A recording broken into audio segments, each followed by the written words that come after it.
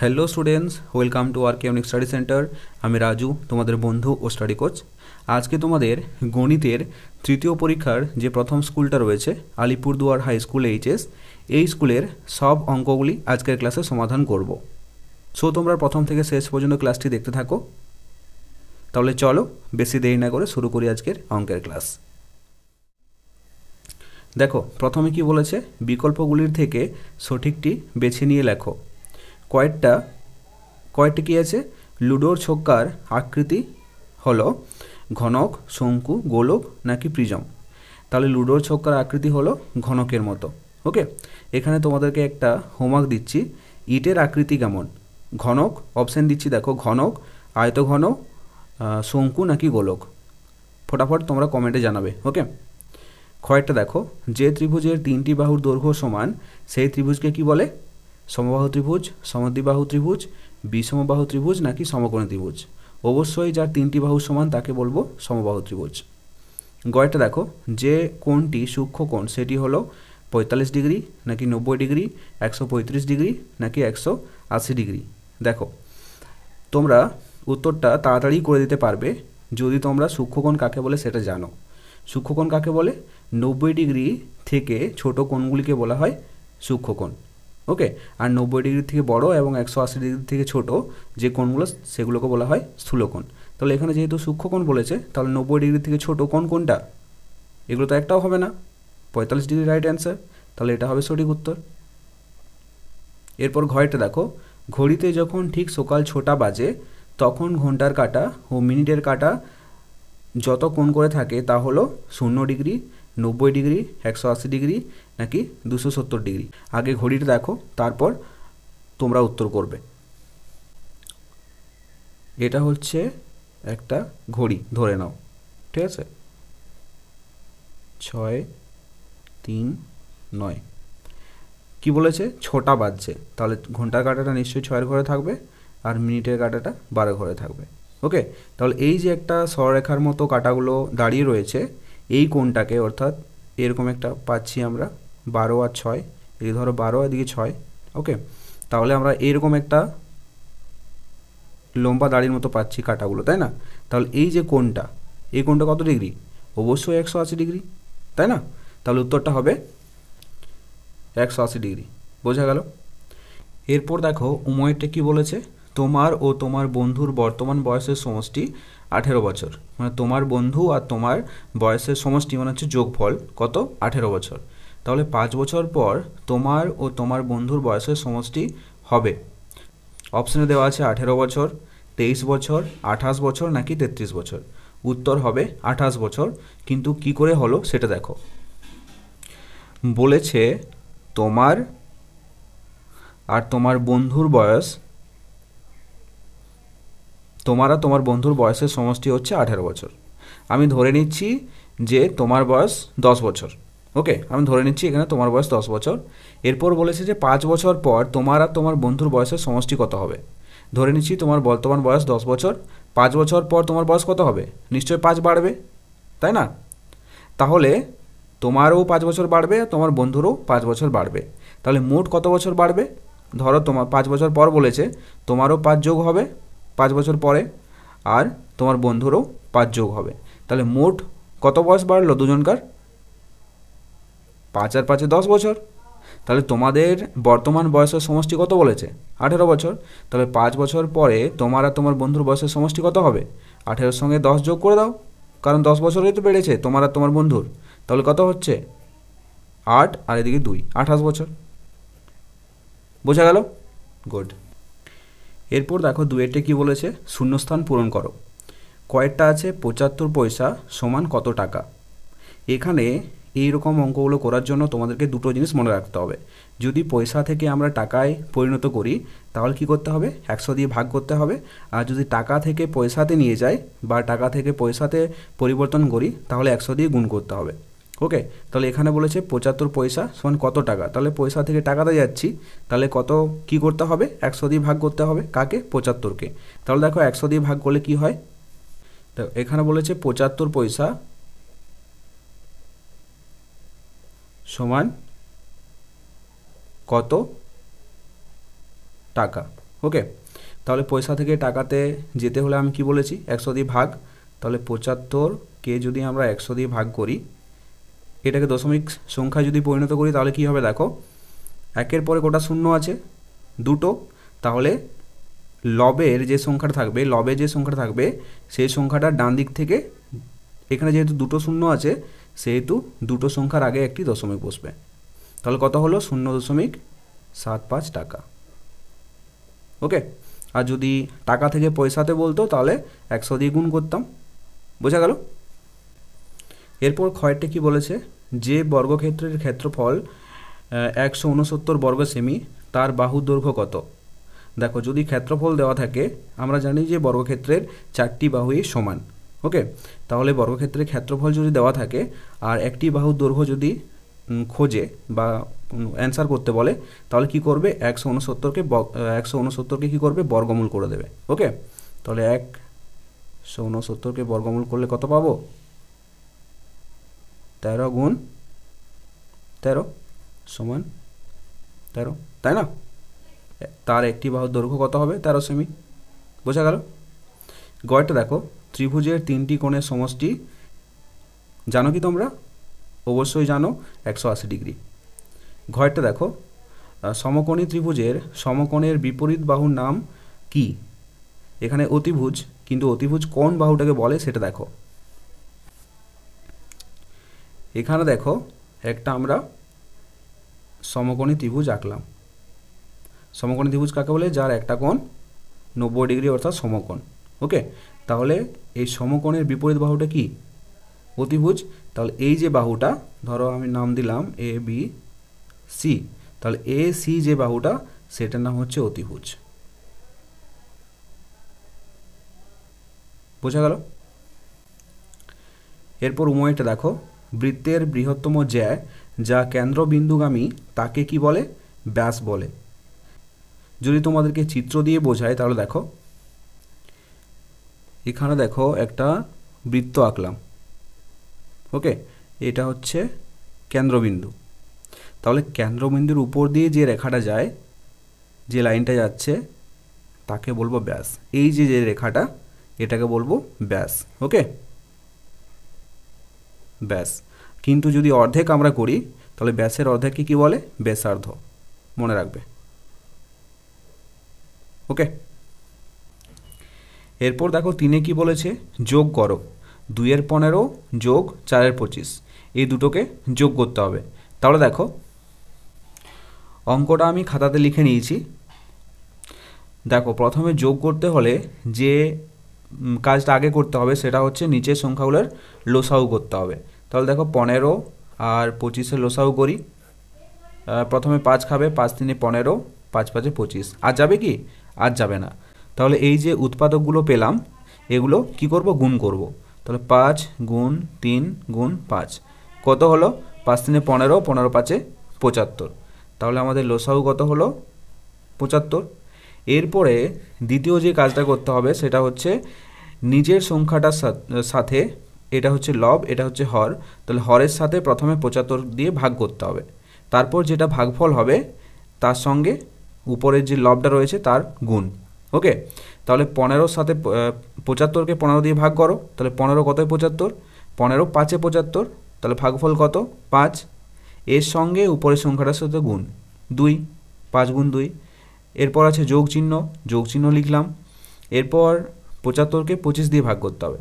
25 কত, 75, 25×3 75, আর উপরে লবটা গুণ 4। এরপর নিচে 75 লিখে দিলাম, গুণ করলাম।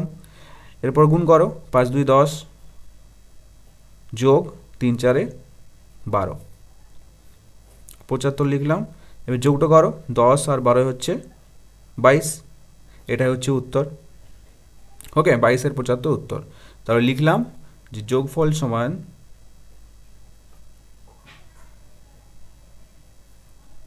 সমান 22-এর 75। ওকে, বোঝা গেল? এরপর ক্ষয়টা দেখো, 307.50 টাকা যোগ 12.76 টাকা। তাহলে টাকা পয়সার যোগ। ওকে, তাহলে এই অঙ্কটা আমি খাতায় সাজিয়ে লিখে নিই, তারপরে করছি অঙ্কটা। ওকে, দেখো আমি খাতায় সাজিয়ে নিয়েছি। প্রথমে কিভাবে সাজাতে হবে, সংখ্যাগুলো দশমিকের নিচে কিন্তু দশমিকটা রাখতে হবে, এরপর যোগ করতে হবে। যোগটা যেমন আমরা সাধারণভাবে যোগ করি সেরকমভাবেই করতে হবে, শুধুমাত্র দশমিকের নিচে দশমিকটা বসালেই সঠিক উত্তর হয়ে যাবে। ওকে, তাহলে টাকার নিচে টাকা লিখে দিলাম। 6 আছে 0 মানে 6 নেমে যাবে। 7 আছে 5, 12 দিতে 12 2 হাতে থাকে 1, 2 এর একে 3, 3 আর 7 10, 10 এ 0 হাতে থাকে 1, 1 একে 2 আর 3টে নেমে যাবে, আর দশমিকের নিচে দশমিক। তাহলে যোগফল সমান 320.26 টাকা। ওকে, উত্তরে লিখে নাও। অতএব যোগফল সমান 320.26 টাকা। দশমিকের পরে যে সংখ্যাটা থাকবে এই সংখ্যাটা কিন্তু 26 বলবো না। ওকে, ভেঙে ভেঙে বলতে হবে। 26 বোঝা গেল।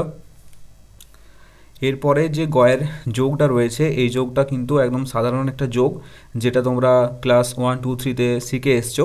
এই যোগটা আমি করে দিচ্ছি না, তোমরা যোগটা বাড়িতে করবে, করার পর উত্তরটা আমাকে কমেন্ট বক্সে সেন্ড করবে। ওকে, যে প্রথম আমাকে কমেন্টে উত্তরটা সেন্ড করবে তার নাম আমি পরের ভিডিওতে উল্লেখ করব। বোঝা গেল। এরপর 4টা আছে, দেখো বিয়োগ করো। 13 18 বিয়োগ 5 27। তাহলে এই অঙ্কটা খাতায় লিখে নিই।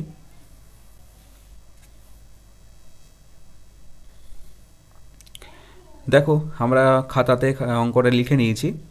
যোগ, ভগ্নাংশের যোগ আর বিয়োগের নিয়ম কিন্তু একই। তাহলে প্রথমে আমরা যোগের সময় কি করেছিলাম, এই নিচের সংখ্যা দুটোর লসাগু। তাহলে 18 আর 27 লসাগু করি। প্রথমে ছোট সংখ্যা খাওয়াবো। 3 6 18, 3 9 27, আবার 3 খাবে, 3 2 6, 3 3 9। এরপর যে আমি এখানের উৎপাদকগুলো পেলাম সেগুলোর কি করব, গুণ করব। 3 গুণ 3 গুণ 2 গুণ 3 কত হচ্ছে, 3 3 9, 9 2 18, 18 3 54। তাহলে আমাদের লসাগু কত হলো, 54। নিচে লিখলাম 54। এরপর নিচের সংখ্যাটার সাথে ভাগ, তাহলে 18 কত হয় 54, 18 3 54 গুণ উপরে যে সংখ্যাটা আছে সেটা লিখতে হবে 13, বিয়োগ 27 কত হয় 54, 2 27 2 54 গুণ উপরে যে সংখ্যাটা আছে সেটা লিখব 5। 54 লিখলাম। 13 3 কত, গুণ করব, 13 3 39, বিয়োগ 2 5 10। 54 লিখলাম। এরপর বিয়োগটা করো, 39 থেকে 10 বিয়োগ করলে কত হয়, 29। ওকে, তাহলে আমরা উত্তর পেয়ে গেলাম 29 এর 54। তাহলে লিখো, অতএব বিয়োগফল সমান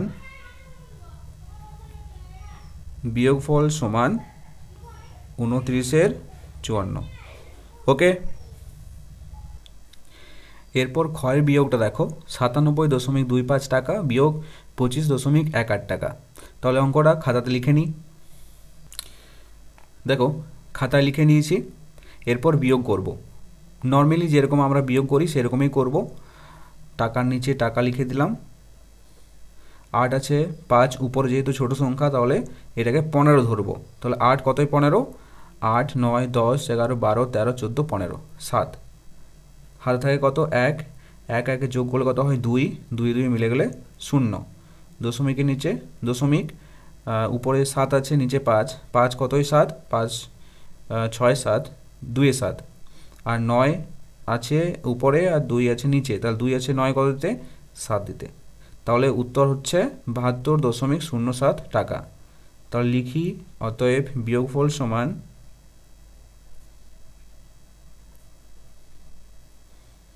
72.07 টাকা। এরপরের বিয়োগটা দেখো, 1001-এর থেকে 978 বিয়োগ করতে হবে। এই বিয়োগটা কিন্তু একদম নর্মাল বিয়োগ, যেরকম আমরা সাধারণ বিয়োগ করি। তাহলে এই বিয়োগটা তোমরা নিশ্চয়ই করবে আর কমেন্ট বক্সে উত্তরটা পাঠাবে। বোঝা গেল। এরপর 5-এরটা দেখো, ছোট থেকে বড় সাজাও। সংখ্যাগুলো কী কী আছে, 0.5, 0.05 আর রয়েছে 0.005। তাহলে এগুলো খাতায় লিখে নিই আগে। দেখো আমি খাতাতে অঙ্কটা লিখে নিয়েছি। এই যে দশমিক সংখ্যাগুলো আছে এই সংখ্যাগুলোকে যদি ছোট থেকে বড় সাজাতে বলে বা বড় থেকে ছোট সাজাতে বলে তাহলে একটা নিয়ম তোমাদেরকে ফলো করতে হবে। সেটা হচ্ছে দশমিক যে সংখ্যাগুলো আছে এগুলোকে আগে সামান্য ভগ্নাংশে পরিণত করতে হবে। আশা করি সবাই দশমিক সংখ্যা থেকে সামান্য ভগ্নাংশে পরিণত করতে পারো। দেখো প্রথমে 0.5 এটাকে দশমিক ভগ্নাংশে দশমিক সংখ্যা থেকে সামান্য ভগ্নাংশে পরিণত করতে গেলে কী করতে হবে? দেখো 5 আছে, তাহলে প্রথমে 5 লিখবো উপরে। এরপর দশমিকের পরে কটা সংখ্যা আছে? একটা সংখ্যা আছে, তাহলে 1-এর পরে একটা 0, তাহলে 0.5 মানে হলো 5-এর 10। ওকে, আর 0.05 মানে হবে 5, দশমিকের পরে কটা সংখ্যা আছে? দুটো, তাহলে 1-এর পরে দুটো 0। আর তারপর রয়েছে দশমিকের পরে কটা সংখ্যা আছে? 3টে, তাহলে 1-এর পরে 3টে 0। ওকে, এরপর কি করতে হবে?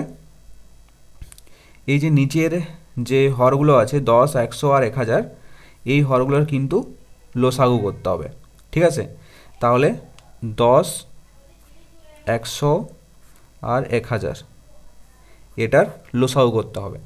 কিন্তু তোমরা যদি লসাগু করতে যাও তাহলে অনেক সময় লাগবে। ঠিক আছে, তোমাদেরকে একটা ট্রিক্স শিখিয়ে দিচ্ছি, সেটা হচ্ছে লসাগু করার দরকার নেই। ওকে, আমরা দেখে পর বলবো যে লসাগু কত হবে। দেখো এখানে নিচের সংখ্যাগুলো ভালো করে খেয়াল করো, 10, 100 আর 1000। এখানের মধ্যে সব থেকে বড় সংখ্যাটা কোনটা? নিশ্চয়ই 1000, তাহলে 1000 হবে লসাগু। তোমরা করে দেখে নিতে পারো। আমি বলছি এরকম যতগুলো অঙ্ক হবে এরকমভাবে সাজিয়ে যদি লসাগু করতে পারো তো আরামসে করে দিতে পারো। ওকে, নাহলে দেখে যদি করবো বলো তাহলে সব থেকে বড় যে সংখ্যাটা থাকবে সেটাই হবে লসাগু। ওকে, তাহলে এখানে 1000 পেলাম বড়, তাহলে 1000 হবে লসাগু। 1000 লসাগুগুলো লিখে দিলাম নিচে। ওকে, এরপর দেখো 10-এর সঙ্গে এরপরে যে নিয়মটা তোমাদেরকে ফলো করতে হবে সেটা হচ্ছে 10-এর সঙ্গে কত গুণ করলে 1000 হয়? 10-এর সঙ্গে 100 গুণ করলে, তাই তো? তাহলে নিচে যেহেতু 100 গুণ করলাম তাহলে উপরেও কিন্তু আমরা 100 গুণ করব। ওকে, এরপর এই ভগ্নাংশটার সাথে দেখো 100-র সঙ্গে কত গুণ করলে 1000 হয়? 10 গুণ করলে, তাই না? তাহলে নিচে যেহেতু 10 গুণ করলাম সেহেতু উপরেও 10 গুণ করব। তাহলে 105 কত হলো? 500, 10 5 50। এরপর দেখো 1000-এর সঙ্গে কত গুণ করলে 1000 হবে? 1 গুণ করলে। তাহলে নিচে যেহেতু 1 গুণ করেছি তাহলে উপরেও কিন্তু 1 গুণ করব। তাহলে 5 1 5। ওকে, এরপর আমাদের বলেছে ছোট থেকে বড় সাজাতে। এরপর আমরা এই যে ভগ্নাংশগুলো পেলাম এগুলো খেয়াল করব। সব থেকে ছোট কোন লবটা পেয়েছি? 550 নাকি 5? সব থেকে ছোট কোন লবটা পেয়েছি? 5টা পেয়েছি। তাহলে এই যে সংখ্যাটা এটা কার সংখ্যা? এটার। তাহলে 0.005 এই যে দশমিক সংখ্যাটা আছে এটা হবে সব থেকে ছোট। ওকে, তাহলে লিখি অতএব ছোট থেকে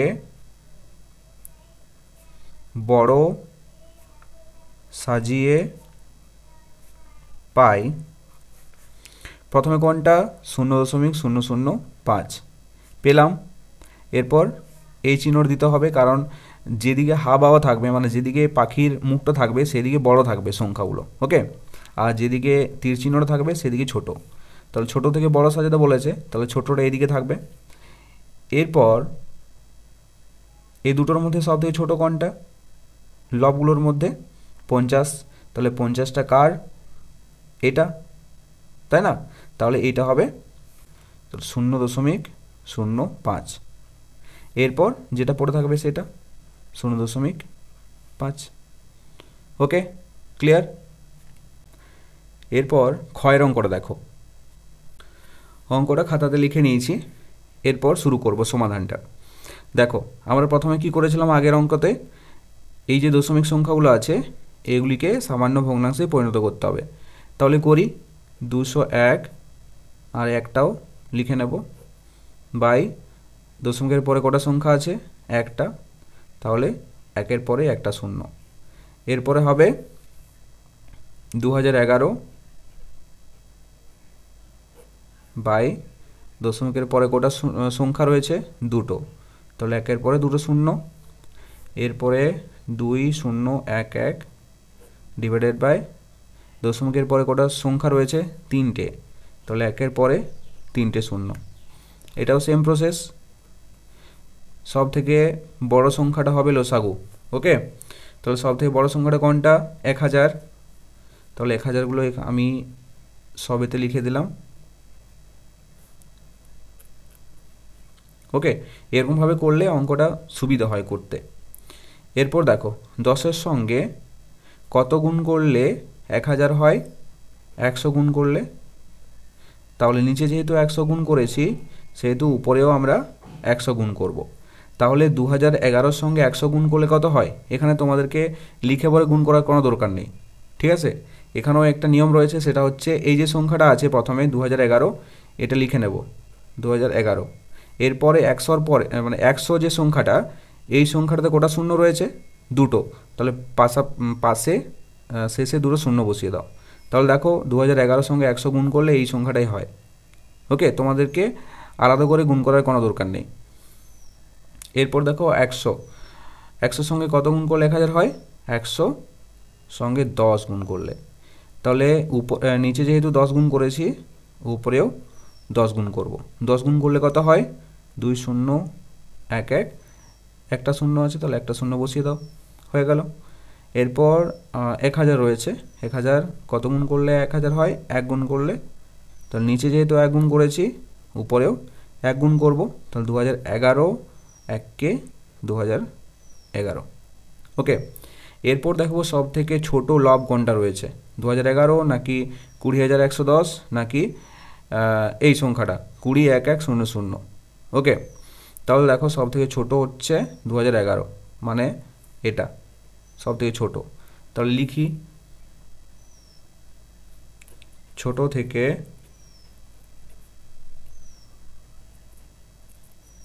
বড়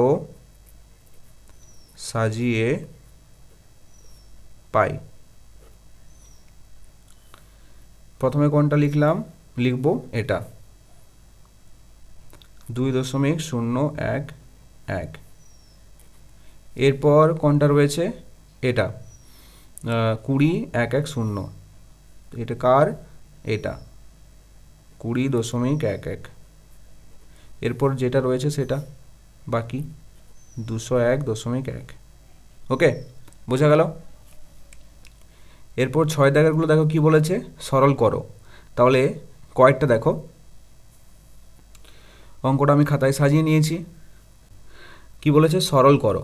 সরল করতে হলে তোমাদেরকে একটা নিয়ম ফলো করতে হয়, সেটা কি? BODMAS, তাই না? বডমাস।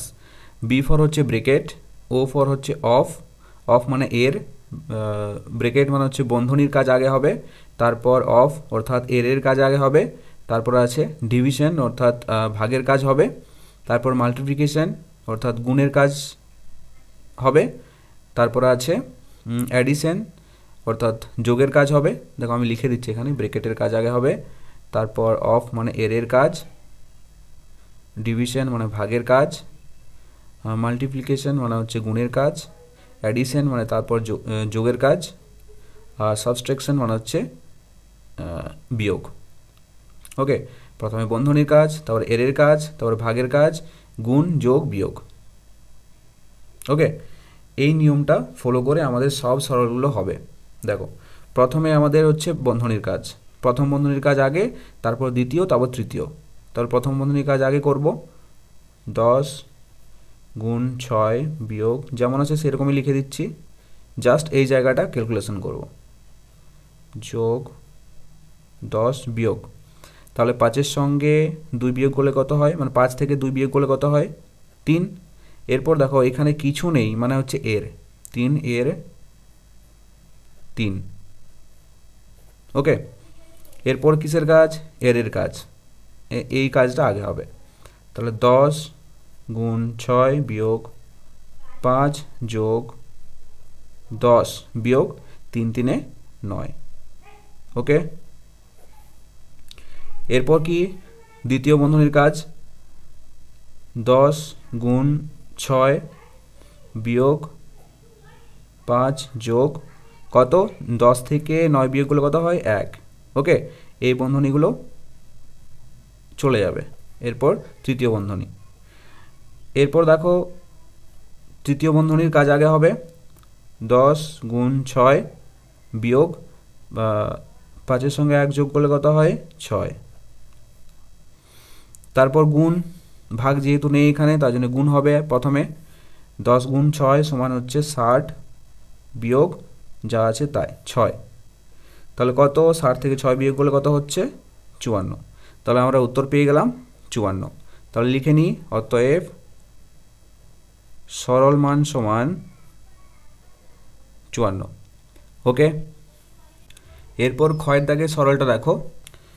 দেখো অঙ্কটা আমি খাতায় লিখে নিয়েছি, এরপর সমাধান করব। দেখো এটাও একটা কিন্তু সরল, তাহলে সরল করার নিয়ম কিন্তু একই, বিওডি এমএস বডমাস রুলটা ফলো করবে প্রত্যেকটা সরলে। ওকে, তাহলে দেখো এখানে প্রথম বন্ধনীর মধ্যে যে কাজটা আছে সেইটা আগে করতে হবে। ওকে, তাহলে 2 আর 9-এর যদি লসাগু করি তাহলে কত হবে, 2 9 18। তাহলে 2 কত 18, 2 9 18, আর উপরে যে সংখ্যাটা আছে গুণ হবে, যোগ 9 2 18 আর গুণ 2 বিয়োগ যা আছে তাই লিখে দিলাম, 15 যোগ 5-এর 18।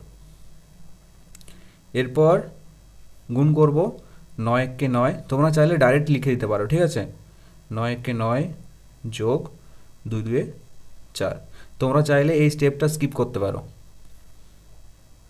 18 বিয়োগ 4-এর 15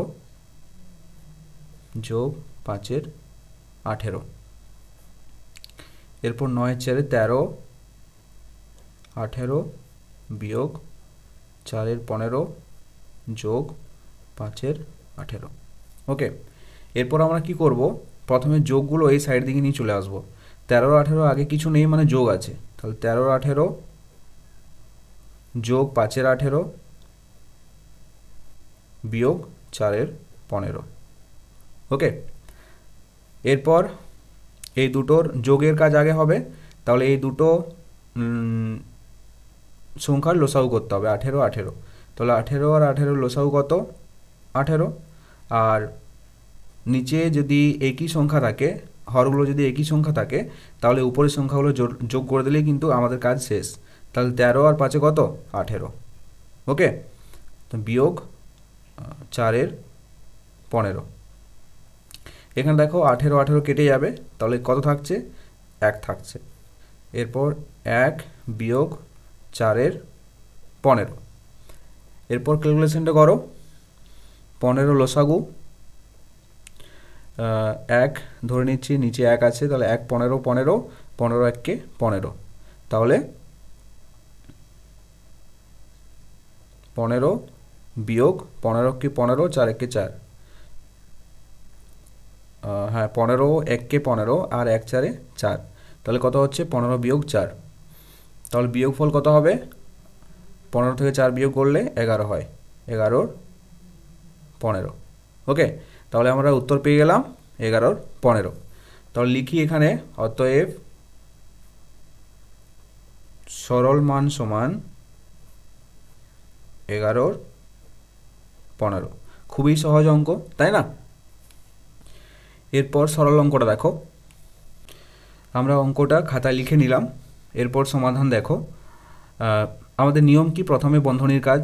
ওকে, তাহলে প্রথম বন্ধনীটা রয়েছে প্রথমে, তাহলে এর কাজটা আগে হবে, এর কাজটা আর এর কাজটা। তাহলে আমরা ডাইরেক্ট কিন্তু এটাও করে দিতে পারি, কিন্তু আমি এটা তোমাদেরকে বোঝাবার স্বার্থে এর কাজটা আগে করছি। 32 ভাগ 4 গুণ 4-এর সঙ্গে 2 বিয়োগ করলে কত হয় 2 বিয়োগ 32 ভাগ 4 গুণ 2। এরপর কিসের কাজ, ভাগের কাজ। তাহলে 4 কতই 32, 4 8 32 গুণ 2 বিয়োগ 4 8 32 গুণ 2, আর 2 16 বিয়োগ 8 2 16, তাহলে কত হলো? উত্তর 0। তাহলে আমরা লিখে নিই, অতএব সরল মান সমান 0। বোঝা গেল? এরপর দেখো 7 দাগের কয়ের অঙ্কটা। ভ্যান গাড়ি করে 3 কিমি দূরে এক জায়গায় মালপত্র নিয়ে যেতে 45 মিনিট সময় লাগে। 4 কিমি দূরে অন্য একটি জায়গায় মালপত্র নিয়ে যেতে কত সময় লাগবে? তাহলে এই অঙ্কটা আমরা ঐকিক নিয়মে করব। তাহলে আমরা লিখি যে ভ্যান গাড়ি করে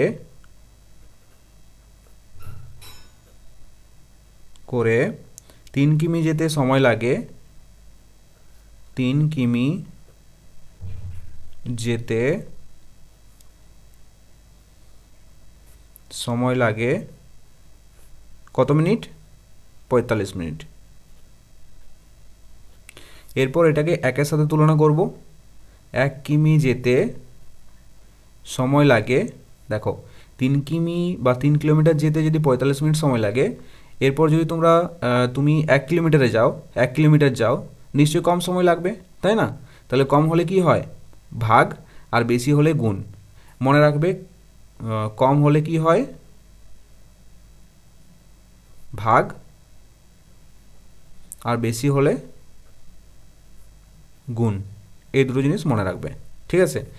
যেহেতু 3 কিমি যাচ্ছে 45 মিনিটে, তাহলে 1 কিমি যেতে নিশ্চয়ই কম সময় লাগবে, তাহলে কি হবে? ভাগ 45 ভাগ 3। এরপর বলেছে যে 4 কিমি যেতে কত সময় লাগবে? 4 কিমি দূরত্ব যেতে কত সময় লাগবে? তাহলে 4 কিমি যেতে সময় লাগবে। আগে 1 কিমি যেতে যত সময় লাগতো, এখন 4 কিমি যেতে নিশ্চয়ই বেশি লাগবে, তাই না? তাহলে বেশি হলে কি হয়? গুণ হয়। তাহলে 45 গুণ হলে উপরে গুণ হবে, 4 ডিভাইডেড বাই 3। যদি ভাগ হতো তাহলে নিচে গুণ হতো, আর যেহেতু গুণ হচ্ছে তাহলে উপরে গুণ হবে। ওকে, তাহলে কাটাকাটি করো। 3 কতই 45, 3 15 45, তাহলে 15 4 60 মিনিট। 60 মিনিট বা 1 ঘন্টা সময় লাগছে। 1 ঘন্টা। ওকে, সরি, এই জায়গাটা একটু দেখে নাও। কাটাকাটি করলাম, 45 গুণ 4 ডিভাইডেড বাই 3, তাহলে 3 15 45। ওকে, তাহলে এখানে রয়ে গেল 15 গুণ 4, তাহলে 15 গুণ 4 সমান কত? 15 4 60 মিনিট বা 1 ঘন্টা। ওকে, এরপর দেখো উত্তরটা। এখান থেকে লিখব 4 কিমি দূরে অন্য একটি জায়গায় মালপত্র নিয়ে যেতে কত জায়গায় লিখে দেবে 60 মিনিট বা 1 ঘন্টা সময় লাগবে। ওকে, এরপর ক্ষয়টা দেখো। 7 জন লোক 12 দিনে 4200 টাকা আয় করলে 8 জন লোক 9 দিনে কত টাকা আয় করবেন? তাহলে একই নিয়মের অঙ্ক। দেখো, প্রথমে বলেছিল যে 7 জন লোক 12 দিনে আয় করে কত টাকা? 4200 টাকা। এরপর একের সাথে তুলনা করব। 1 জন লোক 12 দিনে আয় করবে। 7 জন লোক 12 দিনে যে টাকাটা আয় করছিল, তাহলে 1 জন লোক ওই একই দিনে নিশ্চয়ই কম টাকা আয় করবে। তাহলে কম হলে কি হয়? আমরা জানি ভাগ হয়। তাহলে 4200 ডিভাইডেড বাই 7। ওকে, এরপর 1 জন লোক আগে 12 দিনে করছিল, এখন 1 দিনে করবে। তাহলে আগে 12 দিনে যে টাকাটা আয় করছিল, 1 দিনে নিশ্চয়ই কম করবে, তাই না? তাহলে 4200 ডিভাইডেড বাই 7 গুণ 12। এরপর বলেছে 8 জন লোকে 1 দিনে আয় করে। 1 জন লোকে 1 দিনে যে টাকাটা আয় করছিল, 8 জন লোক ওই 1 দিনে নিশ্চয়ই বেশি টাকা আয় করবে। তাহলে বেশি হলে কি হয়? গুণ। গুণ হলে উপরে গুণ হবে, 4200 গুণ 8 ডিভাইডেড বাই 7 গুণ 12। ওকে, এরপর বলেছে যে 8 জন লোকে একদিনে যে টাকাটা করছিল এবার 9 দিনে ওই টাকাটা আয় করবে। আগের লাইনটার সঙ্গে বিচার করবে, ঠিক আছে। 8 জন লোকে একদিনে যে টাকাটা আয় করছিল, এরপর 8 জন লোকে 9 দিনে টাকাটা আয় করবে, নিশ্চয়ই বেশি টাকা আয় করবে, তাই না? আগে একদিনে আয় করছিল, এখন 9 দিনে আয় করবে, নিশ্চয়ই বেশি। তাহলে বেশি হলে কি হয়? গুণ হয়। তাহলে 4200 ডিভাইডেড গুণ 8 গুণ 9 ডিভাইডেড বাই 7 গুণ 12। ওকে, এরপর দেখো কাটাকাটিটা তোমরা ঠিকমতো করবে, নাহলে কিন্তু পুরো অঙ্কটা ভুল হয়ে যাবে। 7 দিয়ে কাটলাম, 7 6 42, দুটো শূন্য হয়ে গেল। এরপর 4 দিয়ে কাটবো, 4 2 8 আর 4 3 12। এরপর 3 আর 3 9, 3 3 9। ওকে, তাহলে আমাদের উপরে কি কি সংখ্যা রইল? 600 গুণ 2 গুণ 3। তাহলে উত্তর কত হবে? 6 2 1200, 12 3 36, মানে 3600 টাকা। ওকে, তাহলে উত্তরটা লিখবে 8 জন লোক 9 দিনে 3600 টাকা আয় করবেন। ওকে, এরপর গয়ের অঙ্কটা দেখো। একটি পোলট্রিতে 4000টি মুরগির 250 দিনের খাবার মজুদ ছিল, আরও 1000টি মুরগি আনা হলো। ওই মজুদ খাবারে মুরগিগুলির কতদিন চলবে? তাহলে এই অঙ্কটা দেখো। প্রথমে বলেছে যে 4000টি মুরগির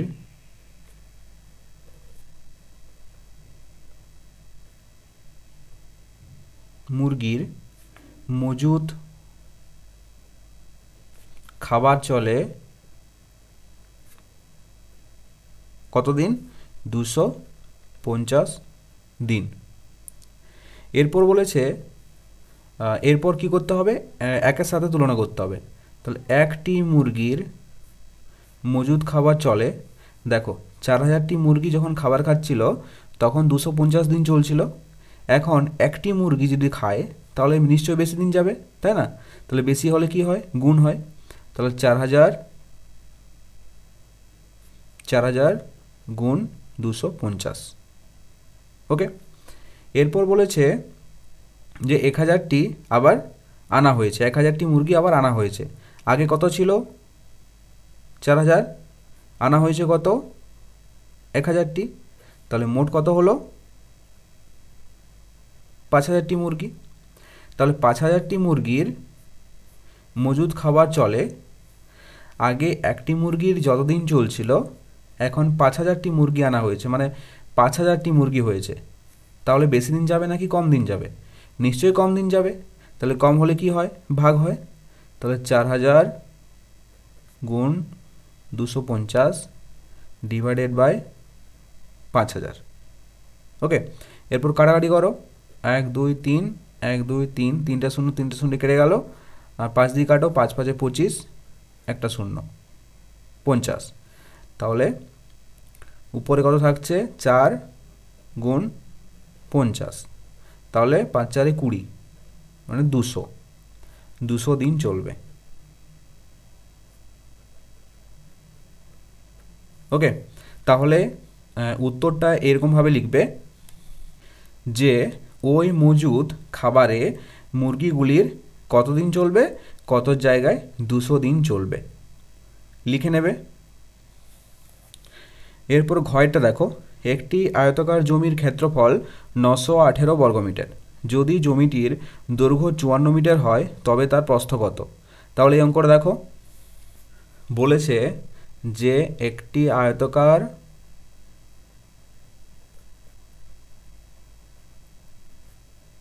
জমির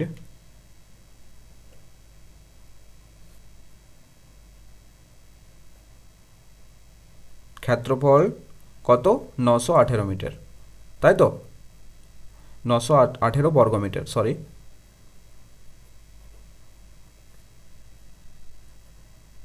বর্গমিটার। দৈর্ঘ্য কত বলেছে? অঙ্ক করার সময় বইটা কাছে রাখবে তোমরা, তাহলে বুঝতে পারবে। দৈর্ঘ্য কত বলেছে? 54 মিটার। চেয়েছে কি? প্রস্থটা চেয়েছে। তাহলে প্রস্থ সমান, দেখো তোমাদের যখন বইয়ের অঙ্কগুলো করবে তখন একটা সূত্র দেওয়া থাকবে। যদি ক্ষেত্রফল দেওয়া থাকে, ক্ষেত্রফল যদি দেওয়া থাকে আর দৈর্ঘ্য যদি দেওয়া থাকে, তাহলে যদি প্রস্থ বের করতে হয় ক্ষেত্রফল ভাগ 54, মানে ক্ষেত্রফলের সঙ্গে দৈর্ঘ্য ভাগ করে দিলেই প্রস্থ বেরিয়ে যাবে। আবার যদি প্রস্থ দেওয়া থাকে দৈর্ঘ্য বের করতে বলে, তাহলে ক্ষেত্রফলের সঙ্গে প্রস্থ ভাগ করে দেবে, তাহলে দৈর্ঘ্য বেরিয়ে যাবে। ওকে, এখানে যেহেতু প্রস্থ বের করতে হবে, তাহলে কি করতে হবে? ক্ষেত্রফলের সঙ্গে ক্ষেত্রফল ভাগ দৈর্ঘ্য। তাহলে ক্ষেত্রফল কত? 918 ভাগ দৈর্ঘ্য কত? 54। ভাগ করো, দেখো ভাগফল কত আসবে? 17। পাশে ভাগ করে নেবে তোমরা। 918কে 54 দিয়ে ভাগ করলে 17 উত্তর আসবে। তাহলে প্রস্থ সমান 17 মিটার। ওকে, তাহলে উত্তরটা লিখবে, যদি জমিটির দৈর্ঘ্য 54 মিটার হয় তবে তার প্রস্থ হবে 17 মিটার। ওকে, এরপর 8 অঙ্কটা দেখো কি বলেছে। 5.3 সেমি দৈর্ঘ্যের সরল রেখাংশ অঙ্কন করো ও সরল রেখাংশটির নাম দাও। তাহলে দেখো 5.3 সেমি দৈর্ঘ্যের একটা সরল রেখাংশ আঁকি। আমাদের কত সেমি আঁকতে বলেছে? 5.3 সেমি। তাহলে স্কেলের সাহায্যে আঁকবো। স্কেলটা এরকমভাবে বসাবে। এখানে দেখো 5 সেমি 5.3 বলেছে, তাহলে 5 থেকে 3 ঘর বেশি গুনবো, 1 2 3। ঠিক আছে, তাহলে এই পর্যন্ত একটা সরলরেখাংশ আঁকবো।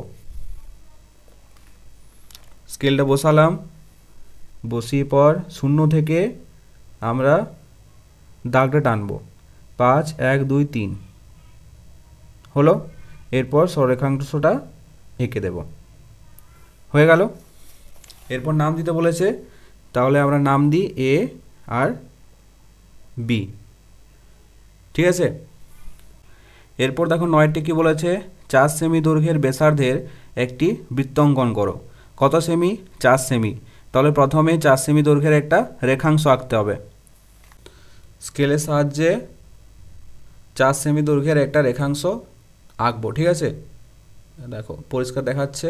হ্যাঁ, লাইটটা একটু রিফ্লেক্ট করছে, তো তোমরা একটু দেখে নাও, অ্যাডজাস্ট করে নাও। হ্যাঁ, 4 সেমি। তাহলে 0 থেকে 4 সেমি একটা রেখাংশ আঁকবো। সরলরেখা আঁকলাম। আঁকার পর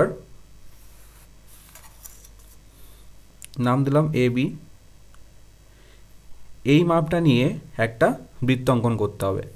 এরপর নিয়ে চলে আসবো, দেখো পেন্সিল কম্পাস। পেন্সিল কম্পাস ঠিক এভাবে বসাবো, এ আর বি একদম প্রান্ত বিন্দুতে। ওকে, এখানে বসিয়ে এখানে একটা বৃত্ত অঙ্কন করব।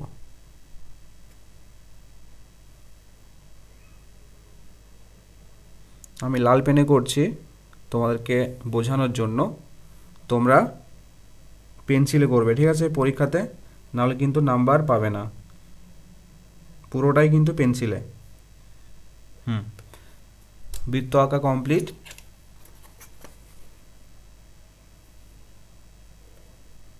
ওকে, তাহলে এটা পেয়ে যাচ্ছি এ আর বি, এটা হচ্ছে ও কেন্দ্র। ঠিক আছে, তাহলে এটা হচ্ছে কত? 4 সেমি। 4 সেমি। ওকে, তাহলে 4 সেমি ব্যাসার্ধ বিশিষ্ট একটা বৃত্ত অঙ্কন করলাম আর নাম দিলাম। ঠিক আছে, সো এই ছিল আজকের ক্লাসটি কেমন লাগলো অবশ্যই কমেন্ট করে জানাও। আর যদি ভালো লেগে থাকে তাহলে অবশ্যই একটি লাইক করে দিও। আর ছোট্ট বন্ধুরা, তোমরা যদি আমার চ্যানেলে নতুন হয়ে থাকো তাহলে অবশ্যই সাবস্ক্রাইব করে পাশে থাকা বেল আইকনেতে প্রেস করে রাখো। চলো, দেখা হচ্ছে নেক্সট কোনো অঙ্কের ক্লাসে। ততক্ষণ পর্যন্ত বাই বাই, টেক কেয়ার।